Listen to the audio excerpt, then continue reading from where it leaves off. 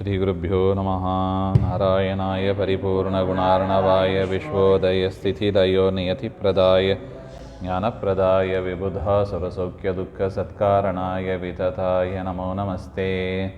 ನಾರಾಯಣಂ ಸುರಗುರುಂ ಜಗದೇಕನಾಥಂ ಭಕ್ತಪ್ರಿಯಂ ಸಕಲಲೋಕನಮಸ್ಕೃತಂಚ ತ್ರೈಗುಣ್ಯವರ್ಜಿತಮಜಂ ವಿಭುಮಾದ್ಯಮೀಶಂ ವಂದೇ ಭವಘ್ನಮರಾಸುರಸಿದ್ಧವಂದ್ಯಂ. ನಾರಾಯಣಂ ನಮಸ್ಕೃತ್ಯ ನರಂ ಚೈವ ನರೋತ್ತಮಂ ದೇವೀಂ ಸರಸ್ವತೀಂ ವ್ಯಾಸಂ ತತೋ ಜಯಮುದೀರಯೇತ್. ಕೃಷ್ಣಾಯ ವಾಸುದೇವಾಯ ಹರೇ ಪರಮಾತ್ಮನೇ ಪ್ರಣತಃ ಕ್ಲೇಶನಾಶಾಯ ಗೋವಿಂದಾಯ ನಮೋ ನಮಃ. ಶ್ರೀ ಗುರುಭ್ಯೋ ನಮಃ.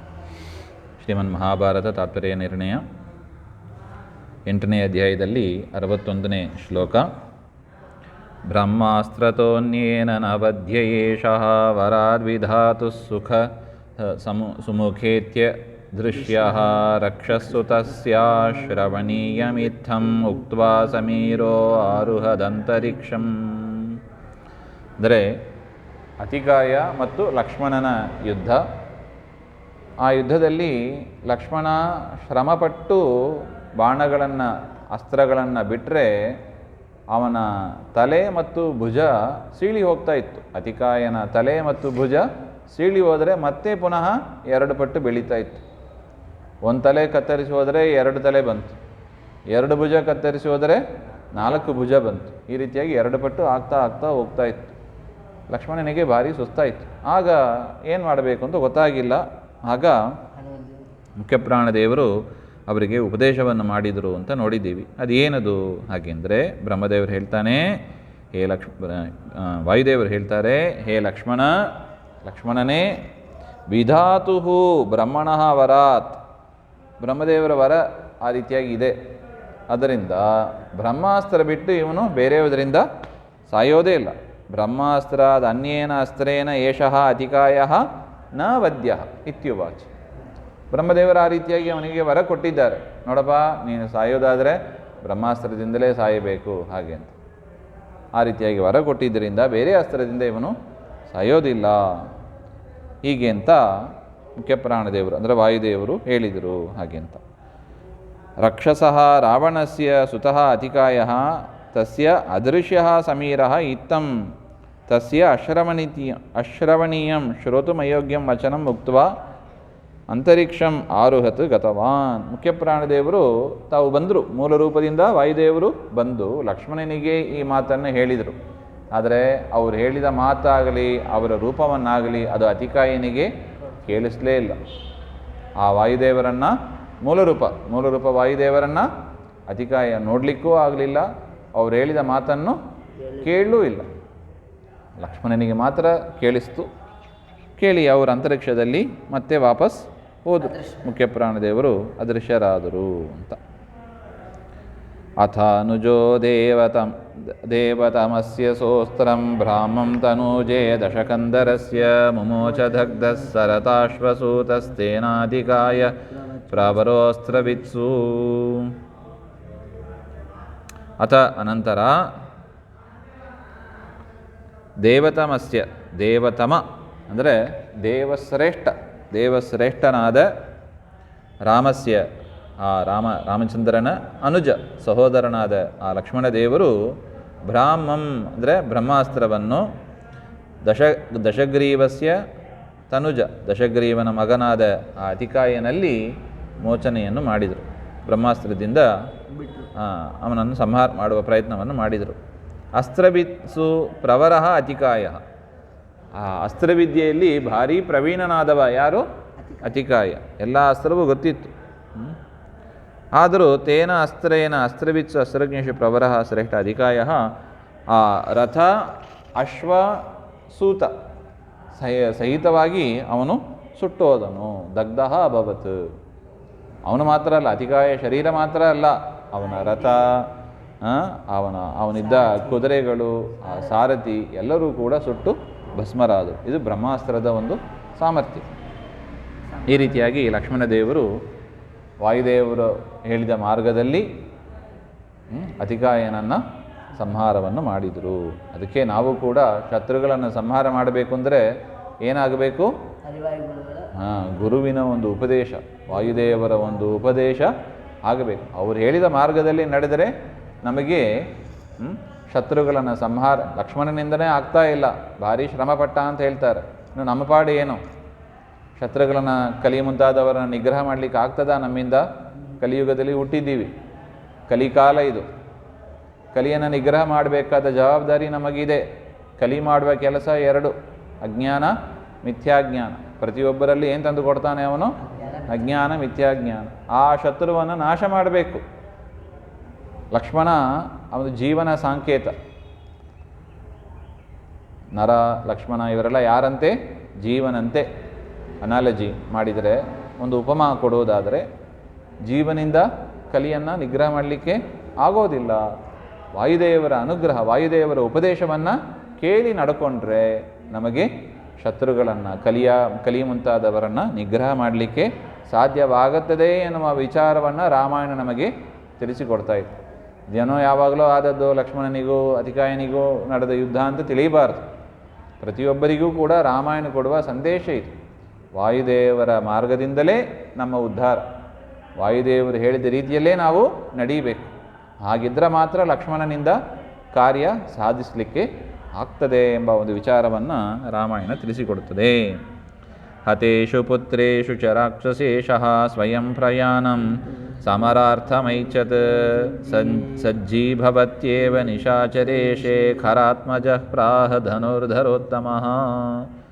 8 ಜನ ಮೊದಲು ಕಳಿಸಿದ, ಅವರು ಹತರಾದರು. ಆಮೇಲೆ 6 ಜನರನ್ನು ಕಳಿಸಿದ, ಅವರು ಕೂಡ ಹತರಾದರು. ಈ ರೀತಿಯಾಗಿ ರಾವಣ ಕಳಿಸಿದವರೆಲ್ಲ ಮೃತರಾಗ್ತಾ ಬಂದರು.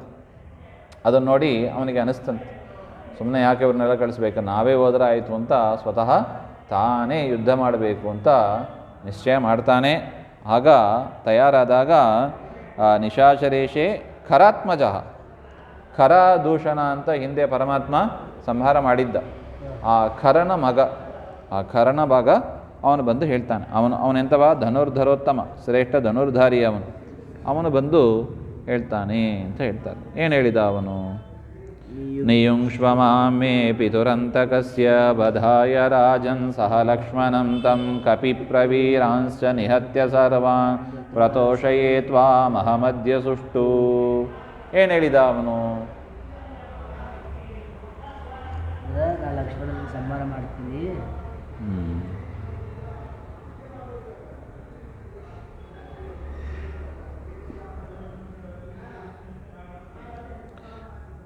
ಅವನ ಹೆಸರು ಮಕ ಅಂತ ಕರೀತಾರೆ. ಮಕರಾಕ್ಷ ನಾಮ ಪ್ರಾಹ. ಆ ಖರನ ಮಗನ ಹೆಸರೇನು? ಮಕರಾಕ್ಷಸ. ಆ ಮಕರಾಕ್ಷಸ ಹೇಳ್ತಾನಂತೆ ರಾವಣನ ಹತ್ರ, ನಿಯುಂಕ್ಷ್ವಮಾಂ, ನನ್ನನ್ನು ನಿಯಮನ ಮಾಡು, ನನ್ನನ್ನು ಕಳಿಸು ಯುದ್ಧಕ್ಕಾಗಿ. ಮೇ ಪಿತು ಅಂತಕಸ್ಯ, ಜನಸ್ಥಾನದಲ್ಲಿ ಹಿಂದೆ ರಾಮಚಂದ್ರ ಅವನ ಬಾಣದಿಂದ ಸಂಹಾರ ಮಾಡಿದ್ದ ಈ ಯಾರನ್ನ? ಖರನನ್ನು. ಆ ಸಿಟ್ಟು ಇವನಿಗೆ ಇತ್ತು. ಯಾರಿಗೆ? ಅವನ ಮಗನಾದ ಮಕರಾಕ್ಷಸನಿಗೆ ಇತ್ತು. ನನ್ನ ತಂದೆಯನ್ನು ಸಂಹಾರ ಮಾಡಿದ್ದಾನೆ, ನಾನು ಈಗ ಸೇಡಿ ತೀರಿಸಿಕೊಂಡು ಅವನನ್ನು ಸಂಹಾರ ಮಾಡ್ತೇನೆ, ಅದರಿಂದ ನನ್ನನ್ನು ಕಳಿಸಿರಿ. ಆ ರಾಮನನ್ನು, ಲಕ್ಷ್ಮಣನನ್ನು, ಕಪಿಶ್ರೇಷ್ಠರನ್ನು ಎಲ್ಲರನ್ನು ಕೂಡ ಸಂಹಾರ ಮಾಡಿ ನಾನು ಬರ್ತೀನಿ, ನನ್ನನ್ನು ಕಳಿಸಿರಿ ಹಾಗೆ ಅಂತ ಮಕನಾಮಕ ರಾಕ್ಷಸ ಹೇಳಿದಾಗ, ಇತೀರಿತೇ ತೇನ ನಿಯೋಜಿತಸ್ಸ ಜಗಾಮ ವೀರೋ ಮಕರಾಕ್ಷನಾಮ ವಿಧೂಯ ಸರ್ವಾಂಶ್ಚ ಹರಿಪ್ರವೀರಾನ್ ಸಹಾಂಗದಾನ್ ಸೂರ್ಯಸುತೇನ ಸಾಕಂ. ಈ ರೀತಿಯಾಗಿ ಆ ಮಕ ಹೇಳಿದಾಗ ರಾವಣನು ಕೂಡ ಆಯಿತು ಹೋಗುವ ಅಂತ ಹೇಳಿ ಕಳಿಸ್ತಾನೆ. ಆ ಮಕ ಕೂಡ ಸರ್ವಾಂಶ ಹರಿಪ್ರವೀರಾನ್, ಎಲ್ಲ ಕಪಿಶ್ರೇಷ್ಠರನ್ನು ಕೂಡ ಓಡಿಸ್ತಾನೆ, ಅಂಗದನನ್ನು ಓಡಿಸ್ತಾನೆ, ಸುಗ್ರೀವನನ್ನು ಓಡಿಸ್ತಾನೆ, ಎಲ್ಲರೂ ಕೂಡ ಓಡಿಯೋದು. ಹಾಗೇನಾಯಿತು? ಅಚಿಂತಯನ್ ಲಕ್ಷ್ಮಣ ಬಾಣಸಂಘಾನ್ ಅವಜ್ಞೆಯ ರಾಮ ಮತಾಹ್ವಯದ್ರಣೆ ಉವಾಚ ರಾಮಂ ರಜನೀಚರೋಸೌ ಹತೋ ಜನಸ್ಥಾನ ಗತಃ ಪಿತಾ ತ್ವಯಾ. ಲಕ್ಷ್ಮಣನನ್ನು ಕೂಡ, ಲಕ್ಷ್ಮಣನ ಜೊತೆಗೆ ಯುದ್ಧ ಮಾಡಬೇಕು ಅಂತ ಬರ್ತಾನೆ. ಆ ಲಕ್ಷ್ಮಣನ ಬಾಣವನ್ನು ಇವನು ನಿರಾಕರಣೆ ಮಾಡಿ, ತುಚ್ಛ ಮಾಡಿ ರಾಮನ ಹತ್ರ ಬರ್ತಾನೆ. ರಾಮನನ್ನು ಯುದ್ಧಕ್ಕೆ ಕರೀತಾನೆ. ರಾಮ, ಬಾ ನನ್ನ ಜೊತೆಗೆ ಯುದ್ಧಕ್ಕೆ. ಹೇಳ್ತಾನೆ ರಾಮನ ಹತ್ರ, ಹತಃ ಜನಸ್ಥಾನಗತಃ ಪಿತಾ ತ್ವಯ, ನಮ್ಮ ತಂದೆ ಖರನನ್ನು ನೀನು ಜನಸ್ಥಾನದಲ್ಲಿ, ಕಂಟೋನ್ಮೆಂಟ್ ಏರಿಯಾ ಅಂದರೆ ಮಿಲಿಟ್ರಿ ಏರಿಯಾ ಅಂತ ಕರೀತಾರೆ, ಅಲ್ಲಿ ದೈತ್ಯರಿಗೆಲ್ಲ ಟ್ರೈನಿಂಗ್ ಆಗ್ತಾ ಇರ್ತದೆ. ಅಂಥ ಸ್ಥಾನದಲ್ಲಿ ಹೋಗಿ ರಾಮ 14,000 ರಾಕ್ಷಸರನ್ನು ಧ್ವಂಸ ಮಾಡಿದ್ದ ಆ ಶೂರ್ಪಣಖೆ ಬಂದಾಗ. ಆಗ ರಾಮನ ಹತ್ರ ಹೇಳ್ತಾನೆ, ಬಾ ನನ್ನ ಜೊತೆಗೆ, ನನ್ನ ತಂದೆಯನ್ನು ನೀನು ಜನಸ್ಥಾನದಲ್ಲಿ ನೀನು ಸಂಹಾರ ಮಾಡಿದ್ದಿ. ಕೇನಾಪ್ಯುಪಾಯೇನ ಧನುರ್ಧರಾಣಾಂ ವರಃ ಫಲಂ ತಸ್ಯ ದದಾಮಿ ತೇದ್ಯ ಇತಿ ಬ್ರುವಾಣ ಸ ಸರೋಜಯೋನೇರ್ವರಾತಬದ್ಧೋ ಅಮುಚದಸ್ತ್ರಸಂಘಾನ್. ಏನೋ ಒಂದು ಉಪಾಯ ಮಾಡಿ ಬಾಣಗಳಿಂದ ನಾನು ಅದಕ್ಕೆ ಫಲ, ನಮ್ಮ ತಂದೆಯನ್ನು ಸಂಹಾರ ಮಾಡಿದೆಯಲ್ಲ ಅದಕ್ಕೆ ಫಲವಾಗಿ ನಾನು ಇವತ್ತು ನಿನಗೆ ಆ ಫಲವನ್ನು ವಾಪಸ್ ಕೊಡ್ತೇನೆ, ತೆಗೆದುಕೋ, ಬಾ ನನ್ನ ಜೊತೆಗೆ ಯುದ್ಧಕ್ಕೆ, ಹಾಗೆ ಅಂತ. ಇತಿ ಬ್ರುವಾಣ ಸ ರಾಜಯೋನೇ ವರಾತ್. ಸರೋಜಯೋನಿ, ರಾಜ ಅಲ್ಲ, ಸರೋಜಯೋನಿ. ಸರೋಜಯೋನಿ ಅಂದರೆ ಯಾರು? ಮಕರಾಕ್ಷಸನಿಗೆ ಬ್ರಹ್ಮದೇವರವರ ಐತಂತೆ. ಬ್ರಹ್ಮಣ ವರಾತ್, ಅವಧ್ಯನಾಗಿದ್ದ ಅಂಥವನು ಅಸ್ತ್ರಸಂಘಗಳಿಂದ ಯುದ್ಧವನ್ನು ಮಾಡ್ತಾನೆ. ಪ್ರಹಸ್ಯ ರಾಮಸ್ಯ ನಿವಾರ್ಯ ಚಾಸ್ತ್ರೈರಾಸ್ತ್ರಾಣ್ಯಮೇಯೋ ಅಶನಿಸನ್ನಿಭೇನ ಶಿರಶರೇಣೋತ್ತಮ ಕುಂಡಲೋಜ್ವಲಂ ಖರಾತ್ಮಜಸ್ಯಾತ ಸಮುನ್ಮಮಾಥ. ಅಮೇಯ, ಪರಮಾತ್ಮ ಏನಾಗಿದ್ದಾನೆ? ಅಮೇಯ. ಅಮೇಯ ಅಂದರೆ ಅಪ್ರಮೇಯ ಅಂತ ಅರ್ಥ. ಅಪ್ರಮೇಯ ಅಂದರೆ ತಿಳಿಯಲು ಯೋಗ್ಯನಾದವ. ಪರಮಾತ್ಮನನ್ನು ಸಂಪೂರ್ಣವಾಗಿ ಯಾರು ತಿಳಿಯುತ್ತಾರೆ? ರಮಾ ಬ್ರಹ್ಮಾದಿಗಳು ಕೂಡ ಸಂಪೂರ್ಣವಾಗಿ ತಿಳಿದಿಲ್ಲ, ಯಥಾಯೋಗ್ಯವಾಗಿ ಸ್ವಲ್ಪ ತಿಳಿದಿದ್ದಾರೆ. ಅನಂತ ಗುಣ ಪರಿಪೂರ್ಣ ಅಂಥ ಅಪ್ರಮೇಯನಾದ ಪರಮಾತ್ಮ ಈ ಮಕನಾಮಕ ರಾಕ್ಷಸ ಹೇಳಿದ ಮಾತನ್ನು ಕೇಳಿ ನಗ್ತಾನಂತೆ. ಏನು ಮಾಡ್ತೀಯೋ ನೀನು? ಬ್ರಹ್ಮದೇವರ ವರ ಇಟ್ಕೊಂಡು ಏನು ಆಡಾಡಿಸ್ತೀಯ ನೀನು? ಹಾಗೆ ಅಂತ ನಕ್ಕು ಬಿಟ್ಟು ಅಸ್ತ್ರೈಹಿ ಅಸ್ತ್ರಾಣ್ಯಮೇಯ, ಅವನು ಮಕನಾಮಕ ರಾಕ್ಷಸ ಬಿಟ್ಟ ಅಸ್ತ್ರವನ್ನೆಲ್ಲ ಕೂಡ ಧ್ವಂಸ ಮಾಡಿ ನಾಶ ಮಾಡಿ, ಅಶನಿ ಸನ್ನಿಭೇನ, ವಜ್ರ ಸದೃಶವಾದ ಒಂದು ಉತ್ತಮವಾದ ಬಾಣದಿಂದ, ಉತ್ತಮವಾದ ಕುಂಡಲಗಳಿಂದ ಪ್ರಕಾಶಮಾನವಾದ ಅವನ ಶರೀರ, ಅವನ ತಲೆ, ಆ ಮಕನಾಮಕ ರಾಕ್ಷಸನ ತಲೆ ಉತ್ತಮವಾದ ಕುಂಡಲದಿಂದ ಪ್ರಕಾಶಮಾನವಾಗಿತ್ತು. ಅಂಥ ತಲೆಯನ್ನು ತನ್ನ ಒಂದು ಬಾಣದಿಂದ ಪರಮಾತ್ಮ ಕತ್ತರಿಸಿದ. ಮಥಿತವಾನ್, ತಲೆ ಬಿದ್ದೋಯ್ತು. ಯಾರ್ದು? ಮಕನಾಮಕ ರಾಕ್ಷಸನ ತಲೆ ಬಿದ್ದೋಯಿತು ಅಂತ ಹೇಳ್ತಾರೆ. ಪ್ರದುದ್ರುಬುಸ್ತಸ್ಯ ಚ ಯೇನುಯಾಯಿನಃ ಕವಿಪ್ರವೀರೈರ್ ನಿಹತಾವಶೇಷಿತಾಃ ಯತೈವ ಧೂಮ್ರಾಕ್ಷಮುಖೇಷು ಸರ್ವಂ ಹತೇಷು ಪೃಥ್ವೀರುಹಶೈಲಧಾರಿಭಿಃ. ಜನಸ್ಥಾನ ಅಧಿಪತಿತ್ವೇನ ತಸ್ಯ ಪೃಥಕ್ ಸೇನಾ ಅಸ್ತಿ ಇತಿ. ಜನಸ್ಥಾನದಿಂದ ಬಂದಿದ್ದಾನೆ, ಅದರಿಂದ ಇವನದ್ದೇ ಸಪರೇಟ್ ಸೈನ್ಯ ಇತ್ತಂತೆ ಮಕನಾಮಕ ರಾಕ್ಷಸದ್ದು. ಅದೆಲ್ಲವೂ ಕೂಡ ಧ್ವಂಸ ಆಯಿತು. ಶೇಷದ್ಯೋತನಾಯ ರಾವಣಪುತ್ರಾಣ ವಧ ಸಮಯೇ ಸಹಾಗತ ಸೇನಾವಧಸ್ಯ ಪ್ರಾಗ್ ಅನಿರೂಪಣಾತ್ ದೃಷ್ಟಾಂತಮುಖೇನ ತದಪಿ ಸೂಚಯಿತು. ಆ ಮಕನಾಮಕ ರಾಕ್ಷಸರ ಜೊತೆಗೆ ಅನೇಕ ರಾಕ್ಷಸರು ಬಂದಿದ್ದರು ಯುದ್ಧಕ್ಕೆ. ಅವರ ಕಪಿಪ್ರವೀರರು, ಕಪಿಶ್ರೇಷ್ಠರು ಎಲ್ಲರೂ ಕೂಡ ಆ ಜೊತೆಗೆ ಬಂದಿದ್ದವರನ್ನೆಲ್ಲ ಸಂಹಾರ ಮಾಡಿದರು. ಅವಶೇಷಿತಾ, ಇನ್ನು ಉಳಿದ ರಾಕ್ಷಸರು ಪ್ರದುದ್ರುವು, ಓಡಿಯೋದು.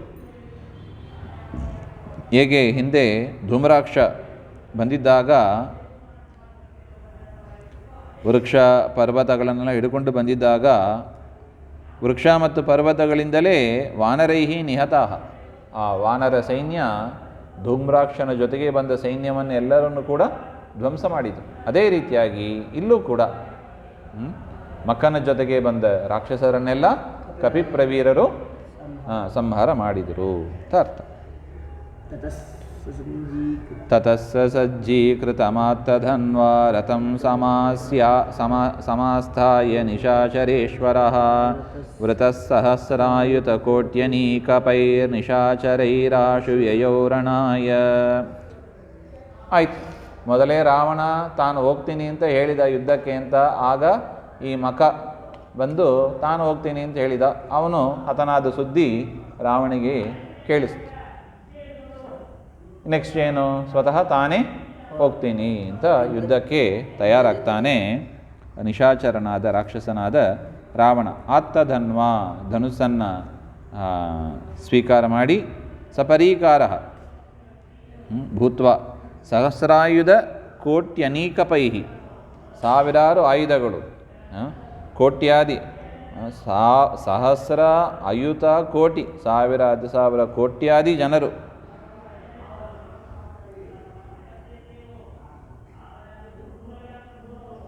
ಅಂಥ ರಾಕ್ಷಸರಿಂದ ಸುತ್ತುವರಿಯಲ್ಪಟ್ಟು ರಾವಣ ಬಂದ ಅಂದರೆ ಅವನ ಜೊತೆಗೆ ಅಂಥ